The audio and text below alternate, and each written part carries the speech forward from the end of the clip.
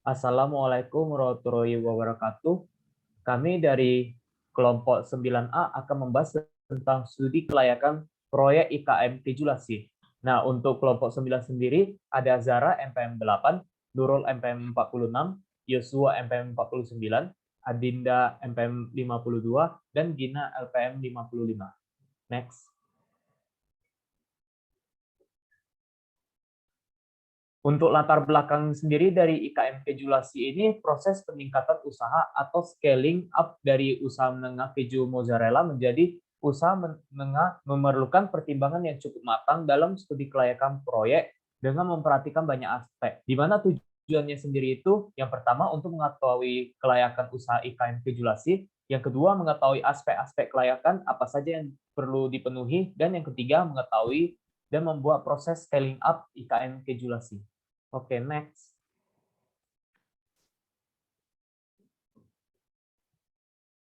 Untuk aspek hukumnya sendiri, saat ini IKM Kejulasi memiliki izin edar BPOM MD, Badan Usaha, tanda daftar perusahaan, MPWP, surat izin usaha, izin domisili, bukti diri, dan lainnya. Nah, untuk aspek pasar dan pemasaran saat ini, pemasarannya itu menggunakan retailer untuk wilayah Sumatera Barat, Jambi, dan Riau. Dan selain itu juga menggunakan reseller. Dan untuk pasarnya sendiri, warga sekitar tempat produksi dan warga yang dekat dengan retailer atau dengan minimarket.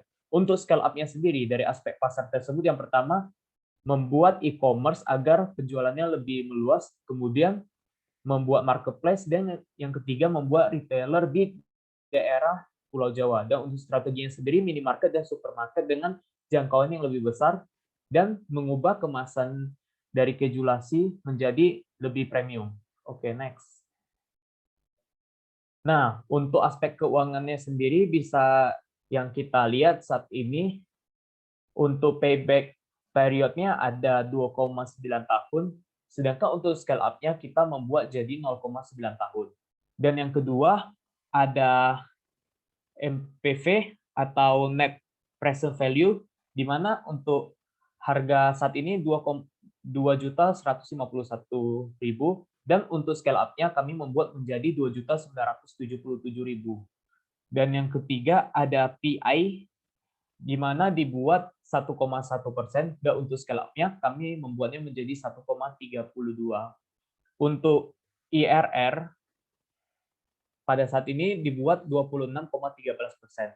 Nah, untuk scale up-nya kami membuat menjadi 28,53%, dan yang terakhir untuk ARR atau average rate of return pada saat ini belum ada, tetapi untuk scale up-nya kami membuat menjadi 64% dengan standar UKM-nya 40%. Oke, untuk selanjutnya akan dilanjutkan oleh teman saya. Selanjutnya untuk aspek teknis dan operasi, saat ini IKM Kejulasi Dairy Farm ini memiliki 13 karyawan. Usaha kejulasi ini dapat dikatakan berlokasi cukup jauh dari pemukiman warga dan ini tergolong usaha menengah. Penentuan lokasi tempat produksi yang tepat dapat mempermudah pemasaran produk kejulasi ini itu sendiri. Nah, permintaan pasar cukup stabil dengan jumlah 600 kg per bulan dengan alat produksi yang cenderung sudah cukup berkembang di IKM ini. Nah, IKM ini memproduksi 450 sampai 600 kg per bulan. Untuk scale up-nya sendiri, memperluas rumah produksi agar dapat menunjang peningkatan permintaan pasar, serta meningkatkan jumlah bahan baku, teknologi, dan juga mesin. Next. Selanjutnya, terdapat dana awal sebelum scale up pada gambar di sebelah kiri dan dana rekomendasi scale up di bagian tengah, serta di atas tanah seluas 1 hektar. Begitupun ada di bagian kiri, di bagian paling kanan, itu terdapat keterangan dari scale up yang di bagian tengah. Nah, di sini rekomendasi scale up yang dapat diberikan yaitu dihilangkannya kafe dan kandang sapi perah, serta peningkatan luas ruang produksi untuk menunjang kapasitas produksi yang juga meningkat. Nah, untuk seperti pada keterangan kode ruangan di bagian kiri, ABCD merupakan ruang inti produksi mulai dari gudang bahan baku hingga pengemasan. Storage produk, jadi yang kemudian F ruangan QC dan seterusnya hingga L kantor administrasi. Kemudian di luar itu terdapat tangki air, taman, dan juga tempat parkir tambahan untuk truk bahan baku agar lebih dekat dengan gudang bahan baku. Next. Selanjutnya, grafik hubungan aktivitas atau activity relationship chart. Di sini kami gunakan dalam bentuk menentukan layout rencana scale up ruangan pabrik kejulasi. Hubungan kedekatan antar fasilitas dilambangkan dalam kode huruf dan warna. Masing-masing kode huruf dan warna ini memiliki tingkat prioritas hubungan kedekatan yang bervariasi dari mutlak hingga tidak diharapkan. Nah, contohnya pada scale up ruang produksi B, yaitu ruang pemanasan, dan C, ruang mixing dan stretching dengan derajat kedekatan A atau mutlak dekat. Nah, berwarna merah karena masih berada dalam satu line produksi. Next.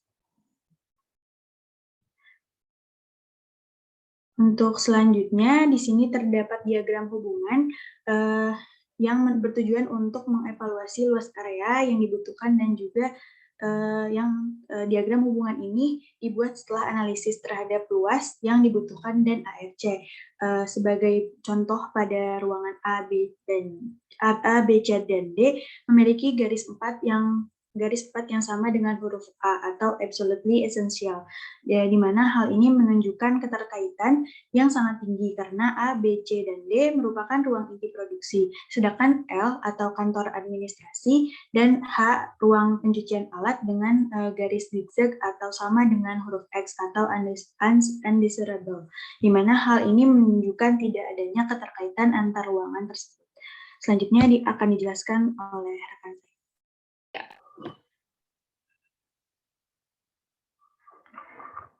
Selanjutnya, untuk tata letak pabrik merupakan cara penempatan fasilitas-fasilitas produksi guna memperlancar proses produksi yang efektif dan efisien.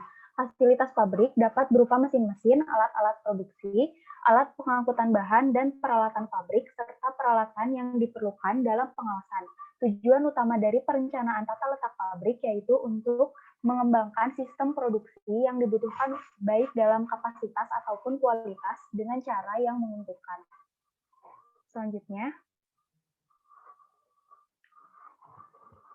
berikut ini merupakan denah 3 dimensi after scale up pada industri kejulasi. Denah ini dibuat berdasarkan grafik hubungan aktivitas atau activity relationship chart atau ARC yang terdiri dari ruang produksi.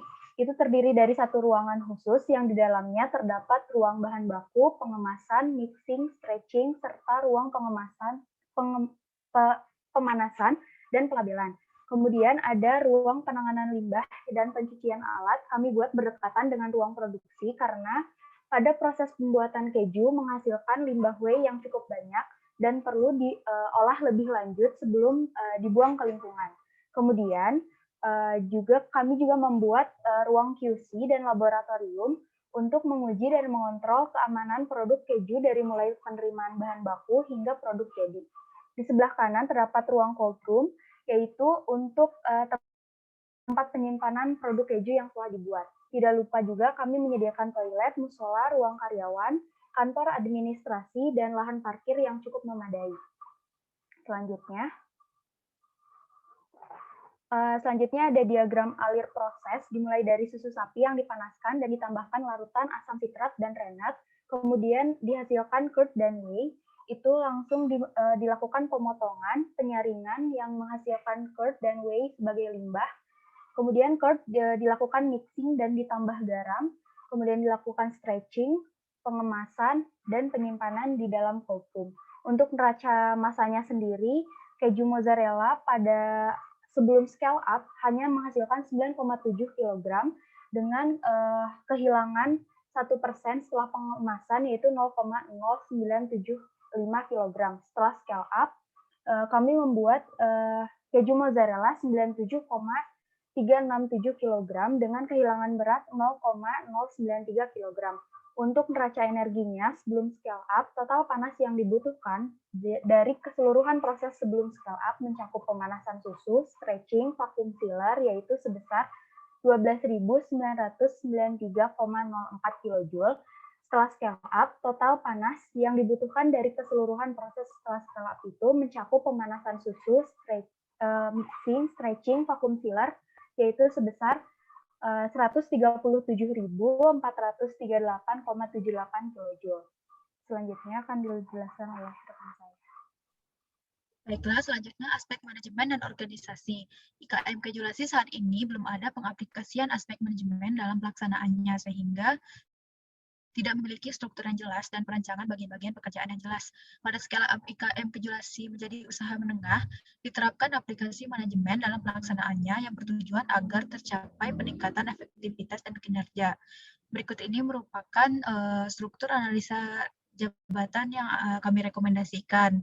Ada pemilik, finance manager, kepala produksi, QC, QA, marketing manager, R&D, anggota produksi, pemerah, teknisi, supir, dan keamanan. Selanjutnya untuk manajemen sumber daya manusia. Yang pertama yaitu struktur organisasi serta pemberian tugas yang jelas. Hal ini bertujuan agar perusahaan dapat berjalan dengan optimal. Lalu ada pelatihan yang bertujuan agar terbentuk team working yang baik antar pekerja dan meningkatkan pengetahuan bagi pekerja. Yang ketiga itu pemberian tunjangan, yang keempat ketersediaan fasilitas kerja, yang kelima yaitu pengawasan dalam bekerja.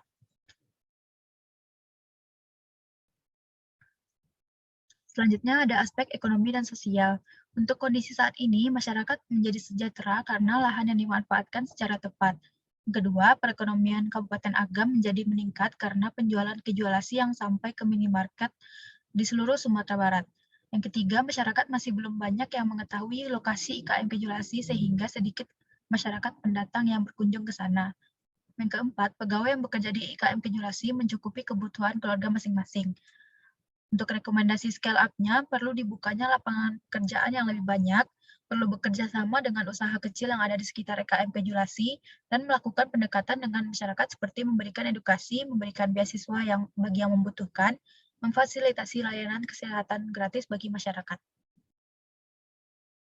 Untuk aspek lingkungannya, kondisi saat ini, IKM Kejulasi belum memiliki dokumen lingkungan hidup atau DLH, pelaku usaha belum mengajukan AMDAL, limbah yang dikelola sudah cukup baik, tetapi limbah cair belum dimaksimalkan. Yang keempat, yaitu belum ada keluhan masyarakat terkait limbah Kejulasi. Untuk rekomendasi scale up-nya diperlukan pengurusan DLH berupa dokumen UPL dan izin lingkungan sebagai syarat untuk scale up ke tingkat menengah. Dibukanya lapangan pekerjaan yang ahli dalam pengolahan limbah untuk memaksimalkan limbah cair yang terbuang. Selanjutnya perlu adanya sanitasi secara rutin agar tetap bersih.